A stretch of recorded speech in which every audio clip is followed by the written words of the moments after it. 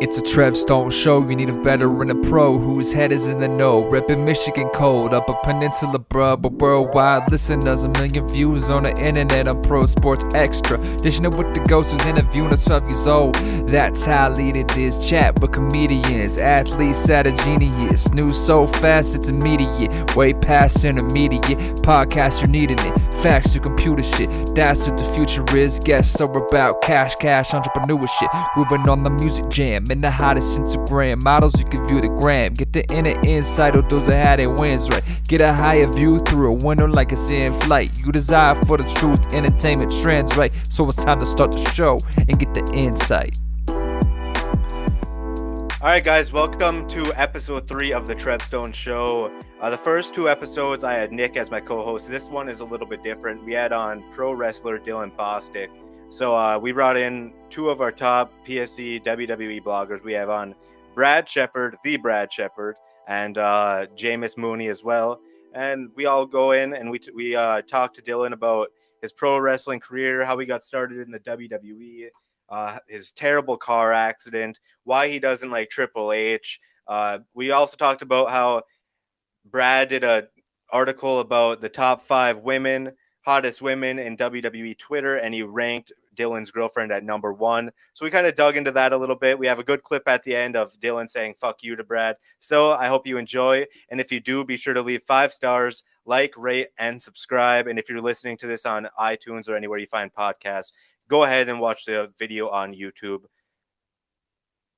Enjoy. Tonight's guest is Dylan Bostic. Dylan, how's it going? Good, man. Well, hanging in there, I guess. You're out in Indianapolis right now. What's the quarantine like? I mean, I've been stuck inside in the apartment for weeks now, just because I have a heart condition. So like I'm at a higher risk anyway. Right. But I mean, everything's pretty much shut down. Like there's special instructions of going inside a store or like to pick up food and stuff like that. So I mean, everything's pretty much shut down. It's essential business only, obviously. But I mean, there's a lot of gray area. What essential is essential, whatever. So, I mean, I don't know. It's really weird. I mean, it's right. Nothing I've ever seen before. Do you think is wrestling essential? Absolutely not. And I think it's ridiculous that wrestling is still happening because we tell everybody stay 6 feet apart, don't have your hands in your face, like stuff like that. And then what are we going to do in the wrestling ring? We're going to get on top of each other and we're going to put our hands in each other's faces, So I think it's pretty ridiculous that wrestling is still continuing to happen. And I love wrestling. Like I'm trying to get back in the, you know what I mean? But for everyone's safety, we should not be having shows. Like it's ridiculous. So 2 people I haven't introduced yet is Brad and Jameus. They're both bloggers at Pro Sports Extra. Brad obviously was like almost trending on Twitter last night because he decided to do a blog about 5 chicks that are about the hottest chicks that are at Twitter wrestling at night or something like that. I don't even Dylan may know one of them. I don't know. I don't follow wrestling. I don't follow wrestling. All I know is I read that article and I was like, that's perfect. And next thing you know, I'm getting like 40, 50 tweets at me saying that I got to fire Brad. And I'm like, why would I fire him if he's getting all this publicity right now? So I don't know, Brad and Dylan, what were your thoughts on that article? Listen, I'm all about messing with people and like walking that fine line, and anything that gets publicity, I've always said there's no such thing as bad. You know what I mean? So yeah. I thought it was funny. Like I liked it. This is awesome. And then I saw everybody bashing it or whatever. I'm like, oh God, here we go. Guess what? Each of you clicked on it and each of your replies become a top tweet. So more views happen. So you're just putting it over. Yeah, for sure. Well, plus now, obviously your girlfriend, my number 1 top 5. And now I'm talking to you on a podcast.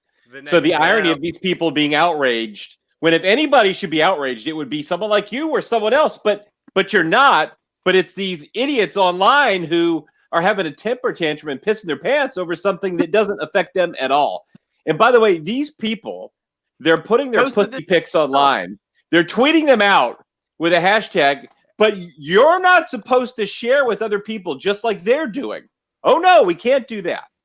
It was so ridiculous to me. Like, I just sit there and laugh. I was like, are you shitting me? These people posted these pictures. Yeah. Like, how are you mad? Like, like anything, you'd be like, oh, hell yeah, I made it on this thing. Like, they're talking about me because I posted this picture, you know? Like, geez, it's ridiculous. I hate. I was kind of hoping that Dylan would have went the opposite way with it and would have came on here and been like, you know what, Brad, fuck you. We gotta have a wrestling match because that would sell so many pay-per-views. Brad Shepard versus Dylan Bostic. Nah, we can just be a tag team instead. There we go. I'm down for that. Be the tag team ever, I guess. All right, Brad, you can fire away and ask some of your questions. So I tried to make these a little different, but also, I guess, topical as well. My first one is a little word association game. I'm going to give you a few things, and then you just kind of tell me what comes to your mind right away. The first one is Triple H. Brown noser. And I just have to say, I'm very glad to hear you say that. It's like, it's good to hear a professional wrestler say that, have the balls to say that, because this guy is like, he's up his own ass. He likes the smell of his own farts. He's so aggravating. Yeah. Massive, too. I mean, you see that big ass nose he's got? Oh, yeah. He can smell from a mile away. Like, his nose gets to places before he does. It's actually incredible. So, another name would be Cody Rhodes. Cody Rhodes. I love Cody, so I would say respect. He's a really respectful dude. Anytime I've ever seen him, he's always made sure he, says hi to me and tells me, hey, how's it going, Dylan? Good to see you again. Like, he has a really good memory too, so he always remembers everybody. So I really respect Cody a lot. Yeah, and in my private interactions with Cody, he's always been very polite as well and upfront. So, for sure. Final thing, and we kind of touched on this: Wrestling Twitter After Dark. Or they've changed the hashtag now, by the way. So it was Way to go, hashtag Brad. Wrestling Twitter After Dark, and now it's WTAD because they thought they were being sneaky, like I wouldn't realize that or whatever. But what are your thoughts on that? Insane. It was funny because I didn't see it. So my girlfriend goes, hey, look up this hashtag. And then I type it in. I'm like, okay. I clicked it and I was like, what the hell is this? And I was so like thrown off. But yeah, it's just crazy to me. Like, first, like, I don't know who thought of that and like started that, but I mean, it was a great idea. And I think it was awesome. You know what I mean? Everybody got to have fun or whatever. But then there's the people that like made it not fun, like the people going after you and going after me and stuff, like, pretty ridiculous. But another thing I'd like to say, I love like the fact of how many people were creeping but didn't want to play along, didn't want to like and retweet or anything like that or comment. But like, I posted that picture of my girlfriend. It has 100,000 impressions. Yeah, that tweet does. So it's like 100,000. It got 100,000 views, but only like 700 likes. Like okay. Well, of course, it's because the same ones who are outraged by this are secretly jacking off in their bedrooms while they read these tweets. But then they have this moral superiority online. And I actually, anybody to know. Yeah.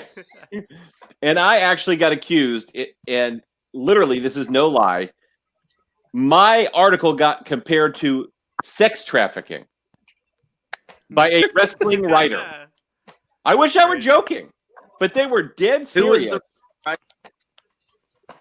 Ciara Reed, and I think she works with PW Pondering, some rinky-dink fucking dirt sheet site, and it's like she just went on like this unhinged lunatic tirade, and when I saw that, and someone sent it to me because I obviously don't follow these fucking morons, and I'm like, wow, okay, this person needs a mental health check.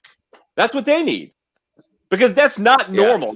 No normal person looks at that article and says, wow, that's like sex trafficking. That's terrible. Why is he allowed to breathe? We got to all report him to Twitter right now. I think I blocked like 20 people yesterday on Twitter. Yeah, so there's that. So, okay, so that's word association. My next question is, who's one independent wrestler, maybe we're not aware of them, maybe we are, but that we should keep our eye on right now? There's a couple. And it drives me crazy. And I don't know if I should bring these people up by name, is I don't know if I don't want to make them like guilty by association, like associating with me. You know what I mean? So, but like Jake Oman and Ace Perry, they're two guys from Indiana, and Indiana's not like a big hotbed of independent wrestling, but these guys are really good. Like Jake's traveled the whole world. He's been in like 7 countries. He lived in Japan for about 2 years. He's extremely good. I wouldn't consider him an Indiana wrestler. He's just from here. And then Ace Perry as well. Like he's getting a little bit here and there with like Evolve and stuff, but he's another one that just really needs to get out there more, and people need to take a better look to him. Cool. That's good to know. And final question here. And we kind of touched on it again, but your thoughts on the politically correct outrage culture that we see amongst wrestling fans on Twitter? It's just, there's so much wrong with like wrestling fans and just like the whole thing in general. Like it's our fault. Like all the wrestlers are trying to let the fans in on everything. So then the fans feel like, oh, well, we need to fucking literally sit here and nitpick every little thing we don't like about wrestling, and then they're going to change it next week on Raw. Like that's not how it works. Right. So it's not just the fans' fault; it's the wrestlers' fault too, and the wrestling company's fault. It's like it's the whole aspect of wrestling. But like the Jerry Lawler thing, I thought was just completely ridiculous.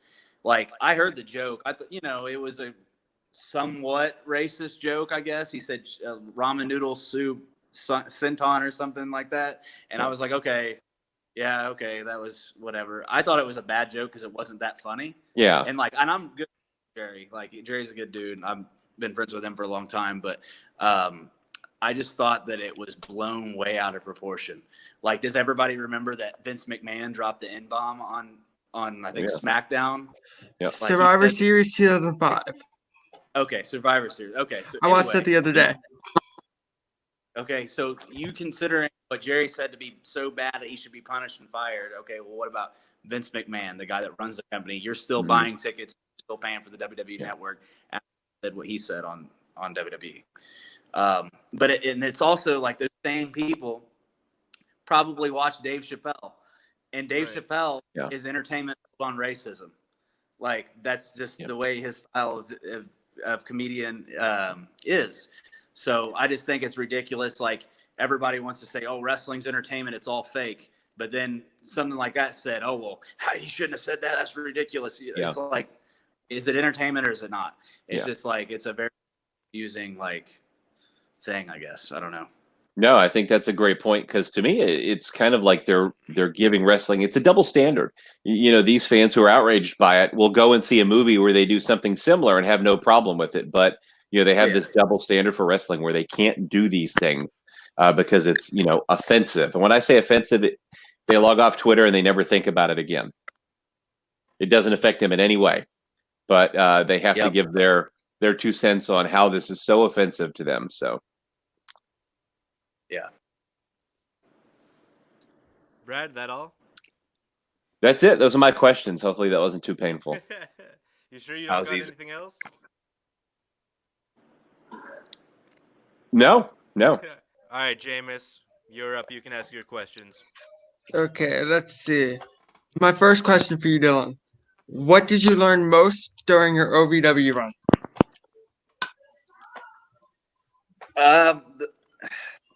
So just being around Rip in general is like, and I'm like a sponge, especially when it comes to wrestling. So, I mean, man, I learned everything at OVW. Like when I got to OVW, I was just like spot machine and move machine. I just did stuff. Like there, I learned psychology, having a character, like intensity, gear changes, like everything. I learned everything I know at OVW, you know what I mean? Other than like the basics. So being around Rip, it was just amazing, man. Like, so there's not really one thing I could say that I learned the most there. I mean, it was just everything. Everything I learned from Rip Rogers was just amazing. I love Rip Rogers. I'm friends with a couple of guys, and all of them have great stories of Rip Rogers, and it's just like for a guy who knows so much and does so much, he gets no credit at all. So it's cool to hear somebody give him that kind of recognition on a platform like this. Yeah. Well, I mean, Rip gets, so Rip is like Cornette, so he's very passionate about what he says. So like guys like Randy Orton will really put him over because he taught Randy a lot, and Randy made him a lot of money because of stuff that Rip taught him, so or longevity. I wouldn't say he wouldn't have made money if it wasn't Rip, because I mean he's Randy Orton, but respects Rip and what Rip taught. There's several guys in WWE that are like that, but then there's guys like Batista in WWE doesn't like Rip for whatever reason, like they get along. Or there's guys Rip is given a hard time because they didn't want to shut their mouth and open their ears and learn. Back in the day, like RVD hates Rip because RVD didn't listen to him or whatever. So I'm sure Rip was like very passionate about what he said to RVD, which I don't have anything against RVD at all, but I know he hates Rip. And then like Paul London hates Rip, but I've heard stories why Paul London hates Rip. So, but Rip gets respect where it's due, but some guys just don't like him because he's passionate. It's like Bob Knight. I'm sure Bob Knight had to get coach basketball, but then there's other people that's just the way it is. I love Van Dam. I love Paul London, but I can see where they kind of had issues because that's not really Rip's style, and they didn't really evolve until later on. So it's just one of those things where I can see how they didn't mesh well together. Yeah. My next question for you is one thing I've covered in my recent series on independent wrestlers is how pro wrestlers that aren't signed to a major company, the AEWs, the WWEs, the Ring of Honors, are using social media to brand themselves. Warhorse is doing a really good job at it. The Woke Queens are doing a really good job at it. Danhausen is doing a really good job at it. Another person who does a really good job at it is you.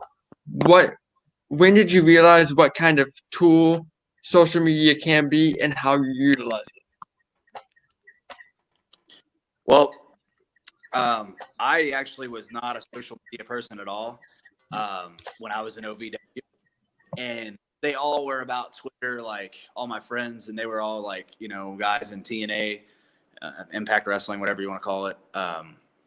But so like, they're like, oh dude, you need to get on Twitter and stuff because we do all this funny shit on there. So I'm like, all right, whatever. So I finally downloaded it. And then like, I just like started like messing with it. And I was like, oh man, this is so easy. Like, this is such an easy platform to like get new fans to see you. Like, why are people not like engaging with wrestling fans as much as they possibly can and following new wrestling fans? You know what I mean? Trying to create connections with the fans. You know what I mean? Because wrestling fans, like, I feel like if I were a wrestling fan and I had a Twitter and like somebody that was in wrestling and was verified and had a bunch of followers followed me, I'd be like, holy shit, this dude followed me. I'm going to support that guy forever. Yeah, I agree with that. It's just like that little connection. My next question is, what are some of the short-term and long-term goals for you? I mean, honestly, right now, I haven't really thought about it just because with every coronavirus, I'm not trying to start any goals because we don't know how long this is going to last. My goal, I guess my short-term goal right now would be just getting in shape, staying in shape, just staying healthy and staying ready. I mean, long-term goals, obviously I want to make a bunch of money. But right now I'm kind of like in this weird position where I don't know where I'm going to go or if I'm going to go anywhere. I don't really need to. So I'm just kind of like figuring out what the next step is. And I mean, if it's nothing, I don't really care. Like I've had fun. I've done a lot. I've made money. Like I'm good. Like it'd be nothing, but I'm sick of like just depending on that and like mentally focusing on like a goal like that. Just because it's like if it's not up to me to be able to reach that goal, then I mean, why am I like killing myself over this? And at the end of the day, it's just a job. It's a dream that you're going to live out, no matter how far you make it. Like you were a fan. This is all I'm sure you ever really wanted to do, and at the end of the day, you've gotten to do it. So that's always a good thing. My next question is kind of a funny one. where did the nickname the Justin Bieber of pro wrestling originate? Because that sounds like a rib. So actually, when I was in OVW, I came out one week for TV, and the crowd just started chanting Justin Bieber, as soon as I walked, Justin Bieber started. So I was like, you know what? I'm gonna run with this. Like, I'm not gonna back away from a heat. I'm gonna just milk it and just take it. I'm like, dude, Justin Bieber's a stud. Like, that dude's got $300 million. All Right? these. Okay, yeah, I'm Justin Bieber. It's sweet. I'll be that. I don't care. I'll be that. Whatever. Just cheer and boo and come support wrestling. Possibly my final question is I have written down. If you're comfortable, what was the car accident from early last year like? How was your recovery and all of that? Well, so I was driving in the middle of the night down to Florida to go to Jacksonville to stay with my friend Gary Barnett. So I was going to stay with him, going from there to Orlando to stay with somebody. And so Gary, we don't have any mutual friends or anything like that. We're just friends, So he's not friends with any of my friends, and I'm not really friends with any of his friends other than Twitter friends, you know what I mean? So when I got hit, I was just driving, and then out of nowhere, I see these lights coming at me, and they just smash into me, and my car just starts flipping. And it was super scary at first, but then I just kind of relaxed because the car just continued flipping. And I was like, oh, this is probably it. I'm probably dead. I'm just going to die. And the car landed in a swamp with the bottom of the car hitting a tree and my driver door in the swamp. So I had to crawl out of the windshield, blood everywhere because my head was busted open. My bone was hanging on my hand, blood everywhere, just mud all over me. And I crawled out of the windshield in the swamp, and I just see this guy running up on me. And I thought at first, I was like, this is on purpose. Somebody's trying to kill me. That sounds like a hit and run, yeah. Yeah, well, they smashed me. Then the dude got out and started running up towards me. So I was but not saying anything. So I thought this dude's gonna just start shooting at me or something. And anyway, luckily it wasn't that. I got put on a stretcher because I couldn't move my neck, everything was just messed up. But back to me and Gary not having any mutual friends or anything.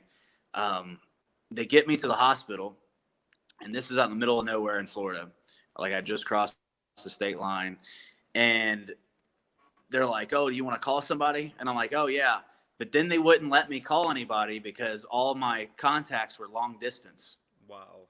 And I was like, okay, so what do I do? Do I just sit here in the hospital? They're like, well, you got to call somebody. So eventually one of the nurses actually let me use her cell phone. I call my mom, and I knew Gary was waiting for me and probably what is going on? So luckily my mom and Gary sat at a wrestling show together. So she had his number from taking pictures and stuff or whatever. So luckily she still had it saved. So she got a hold of Gary, and then Gary ended up having to drive 2 hours to come get me. All right, okay. I'm just gonna fire away with some random questions. Let's bring it back a little bit, Dylan. Back to your childhood. When did wrestling become a thing? When did that become a dream of yours? I think I was maybe 3 to 5, somewhere in there. I saw wrestling,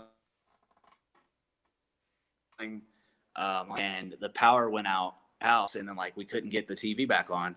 So I just was oh, get the TV back on. I was just going nuts. I wanted to see wrestling so bad. But I mean, I was addicted, man. I just loved it. It was just so neat. Do you remember who that the first couple matches were that you watched that you remember? No. No, I don't remember. My very first favorite wrestler ever though was Randy Savage, which ironically him and I have the same exact birthday, and ironically Rip and him were roommates for a long time. But yeah, that was my first favorite wrestler. But I don't really remember the first match or anything that I saw or anything like that. Young, but I just remember seeing it and was like, right. Oh my God, this is so. What about the first match you went to? Do you remember that at all? The first match I went to was SmackDown. I think I was like maybe 7. Yeah, maybe 6, 7. And I think that was the first one. It was either SmackDown or it was WCW. Do you remember the WCW where Goldust had that horrible gimmick? 7. Yeah, and it like only his microphone off, and it was like awkward and weird. Anything. That was shows. Any character named 7 in the 90s sucked. Like, Goldust had that one gimmick that wasn't very good, and then there was the 7 unmarried children that just stop. When did wrestling become a thing, though? Like, was it like middle school or anything when you remember? Like, It was what show he went to. Was it the first show when you were like, this is something that I want to do? So I didn't really at that time I was too young to really know like, oh, I could do that, So I went to an independent wrestling show when I was like maybe 10, maybe like 9 or 10, somewhere in there. And that was when I was like, oh crap, I could they have this stuff. Like I could wrestle. Like, so then like I started, okay, I want to wrestle here. Cause then I had like friends that were like, oh, my uncle's a ref, or, oh, my cousin's a wrestler. You know what I mean? Like from the local indie show. So I was like, oh man, like I want to do that one day. So then that was when I realized, oh, I could actually do that. And then that was whenever I was like dead set. Yeah. Did you play any other sports growing up, or was it just like wrestling mainly? Yeah, I played basketball. I mean, obviously from being from Indiana, we love basketball. Yeah. So I played basketball. Good? Was your jumper I was wet? all right. What's that? Was your jumper wet or no? Yeah, I was a 3-point shooter, but that was about it.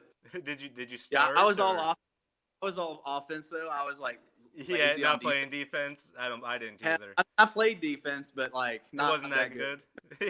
Yeah, only when I wanted to block somebody's shit out of the house. Like, if I wanted to block my shit out of the gym, like then I was gonna play some defense, but nah.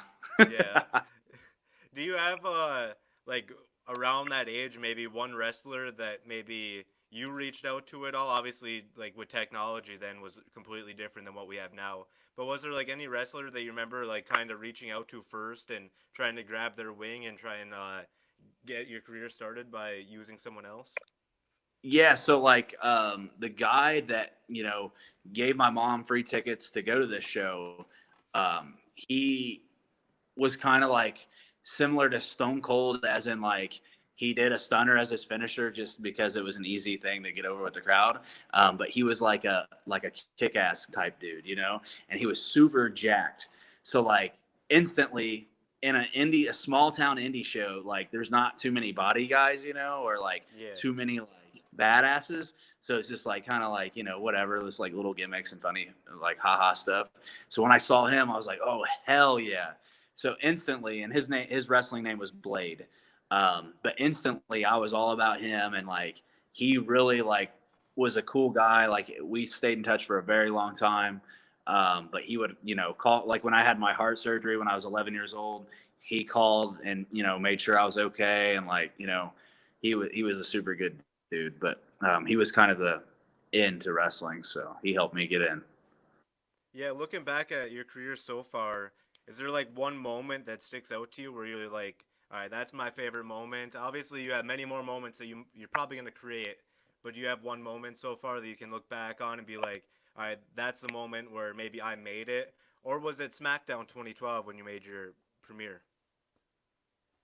That was a really big moment. That was cool and like something I'll always live with. Because at that point, it was really like, you didn't get too many opportunities to be an extra or like get a job match or whatever like that. So that was kind of like the beginning of that. So like that was really cool. Like I'll always remember that.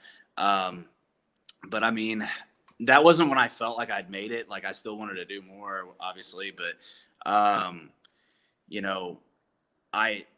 so with the heart condition thing, eventually WWE like figured it out that I had a heart condition. I had been lying about it. So they didn't bring me back for the longest time. And I thought, well, I'm done. Like, I'm never going to get another shot with them ever again. And I thought, well, you know what? If I just make enough noise, they'll let me slide by. They'll bring me back. And then finally they did. So, like, they brought me back and had me do a tryout and then put me, like, as an extra at NXT, extra at Raw, SmackDown. Like, they started bringing me back again and gave me a performance center tryout.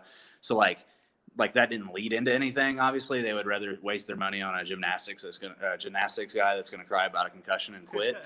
So rather than a real wrestler. Right. So anyway, but just being able to get back, like, to just be like, okay, you said I'd never be back again. Well, here I am. I'm back. Like, that was making it to me. You know what I mean? Even though no one really knows about me doing any of that other than like the little spots on TV and stuff, like that was like making it. You know what I mean? Like proving them wrong. But all right, so this is kind of a more serious question. I noticed you tweeted yesterday, I believe, that if your tweet got 1,000 retweets, you'd be making an OnlyFans. You could probably make some good money. I think just about every person can because there's money there. But you got a good following.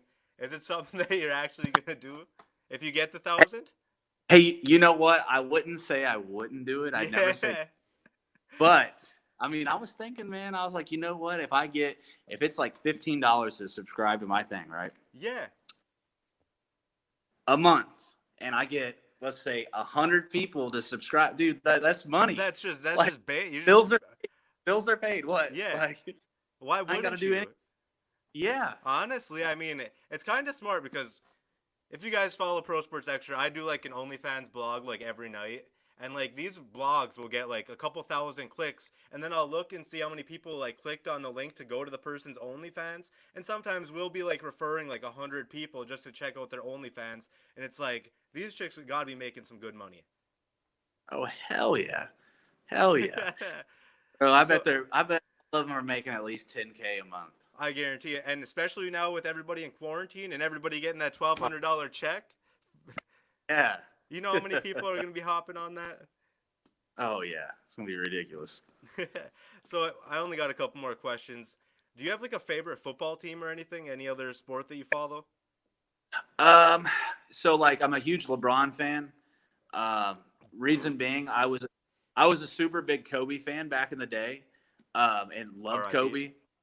Yeah, dude, that's so sad. But so like I was a huge Kobe fan and hated LeBron. Yeah. When I started liking LeBron, can you guess when? When he went back to Cleveland? Hell no. When he went to Miami, because he pissed off so many people. Yeah, I'm like, you know what? I respect that. See, that makes sense. That makes sense that you would like that because that's like your type of person. Someone who's gonna switch around and do them backflips and try and create some more media. That's a Dylan Bostic type of person. Hell yeah. So like, you know, LeBron James, Conor McGregor, those are my like guys, you know. So. Yeah. So not really with football though. I like football. It's all right, but I mean, the Colts have been so bad for like so many years. Like, I don't really watch it anymore. Hey, I'm a Detroit Lions fan, man. Yeah. So you feel me, right? Yeah, I feel it way worse actually. We've been terrible forever. Yeah, it's when we went from winning like a Super Bowl with Peyton Manning to like being a dog shit team, it's just like Hey, at least you guys didn't go 0-16. You guys at least what'd we go? Yeah. Shit. What else is Dylan Bostic doing during this quarantine? What you got to be doing something. Are you exercising? Are you just sitting back? I noticed you were drinking something earlier. What are you drinking? I'm drinking a Miller Lite. Is it already gone? Yeah, it is. I noticed. I figured because I haven't seen you tip it back yet. Yeah, it's gone. All right. And honestly, with like what I said, like with my heart condition, I can't be going out, so like it sucks. Like I'm a person that likes to socialize and like hang out and stuff, dude. It is like driving me insane. But no, pretty much all I do all day is I sit on Twitter and just troll people. Like I tweet like talking shit and like fans and shit. Like it's funny. You haven't started making TikToks yet. No, I just downloaded that 2 days ago, and I was like, okay. No lie, that is the easiest platform to gain traction on. I literally posted like 3 videos on there, and I got 5,000 followers. Really? Yeah, dude. It is like like I posted probably like 20 videos now, but off of those 3 videos, they got like 200 and some thousand likes, and they were just basic. It was like I was like talking about like I think it might have been around the time of Kobe's death, and I like mentioned it was like something about Kobe or something, how I'm like a Kobe fan or something, and like yeah, that blew up on there. So TikTok's pretty easy to gain momentum on, and I honestly you'd probably do pretty good, especially if you like went back and threw some like clips of your matches on there. I guarantee you'd fucking you'd blow up on there quick. Oh hell yeah! I didn't even think about that. Yeah, bro, you would like I got like.